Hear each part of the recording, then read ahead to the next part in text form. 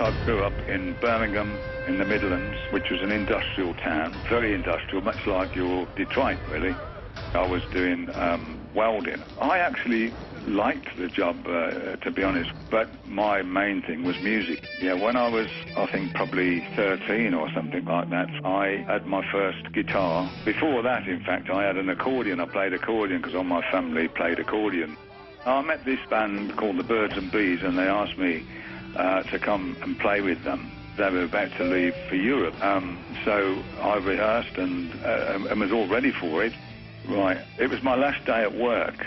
I went home for lunch, and I said to my mother, I'm not going to go back. And she says, you go back to work, you finish off, don't you let them down. When my mother sent me back to work, they put me on a huge machine, a massive thing. And I didn't know how to work it. And as I was pushing the metal into the machine, it came down with such a force, and bang, and it just trapped my fingers, and as I pulled my hand back, I pulled the ends of the fingers off. There was blood going all over the place. I don't even remember how I got to the hospital when somebody arrived with my fingertips in a matchbox, and they were just, as far as the hospital was concerned, I could never play again. I was extremely depressed and very down, and the manager from the factory came to visit me at home.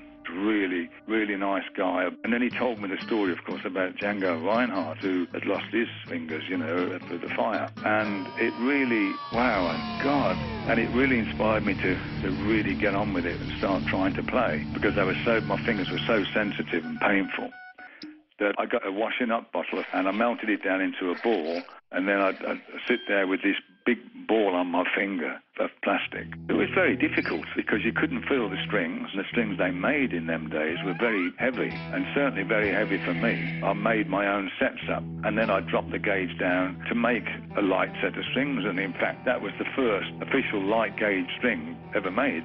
I had to try and make whatever I could sound big because of my disabilities.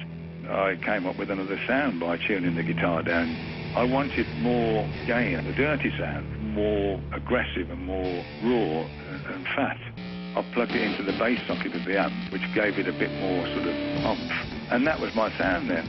Of course, losing my fingertips was devastating, but in hindsight, it created something. It made me invent a new sound and a different style of playing and a different sort of music.